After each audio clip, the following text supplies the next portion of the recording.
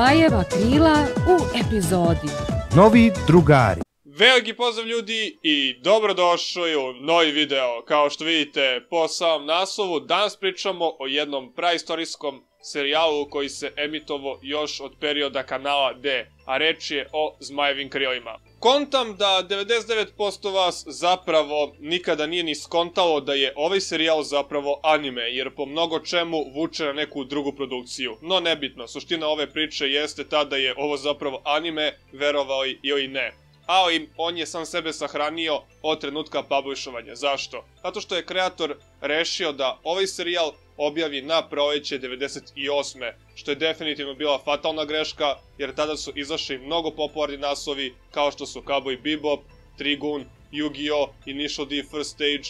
Jednostavno imali ste mali milion i dobrih, a i popularnih naslova, tako da ovaj serijal je završio na samom dnu što se tiče popularnosti. Sam serijal nikada nije imao potencijal da bude zapravo dobar naslov. Svidelo se to vama ili ne, to je istina, jer je i sam kreator od njega digo ruke posle 26. epizode, jer nije imao benefita da nastavlja sam naslov. Tako da on završava na našoj domaćoj televiziji kao nešto jeftino, što zapravo i mi možemo da priuštimo, i jednostavno servirao se najmlađima. Jer retko koja starija osoba bi žela da gleda osnovce koji se trkaju rolerima sa nekim otićima na baterije i pritom žele da osvoje neko nacionalno prvenstvo u nekom izmišljenom sportu.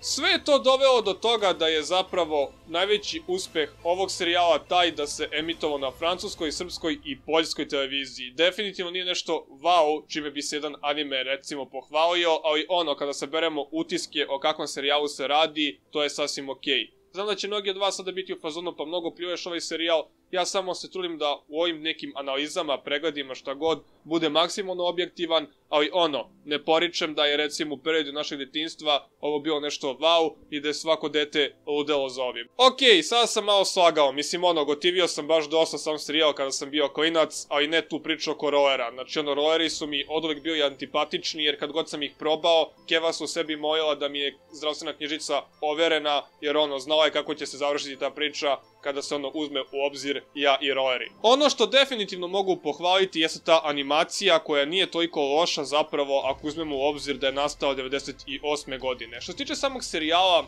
on je bio ceo preveden kod nas, ali neke epizode su zagubljene. Tako da na internetu ne možete naći svih 26 epizoda na našem jeziku, ali cenim da i dalje ima ljudi koji su skupljali te neke CD-ove i imaju tu neku svoju kolekciju u kojoj se nalazi i ovaj serijal.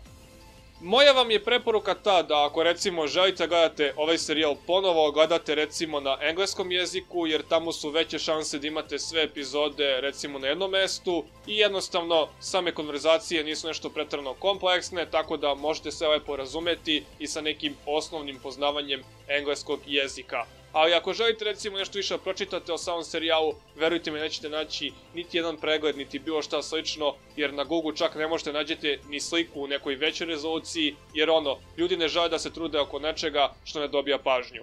To je u principu bilo to što tiče ovog videa. Znam da sam na početku klipa rekao sledeće, da mi je ovaj serijal izuzetno drag, ali da nije kvalitetan. I stojim iza tih reči, ali jedan od razloga zbog čega sam želeo da ovaj serijal bude na mom kanalu, naravno osim činjenice da se emitovao u periodu mog detinjstva, jeste taj što se o mnogim nekvalitetnim serijalima piše svakodnevno na internetu, a ovaj jednostavno uvek bude stavljen po strani i većina ga se i ne seti. Tako da, u suštini, to je bilo to što tiče ovog videa po drugi put, a mi se vidimo u nekom sledećem. Do tada, veliki pozdrav!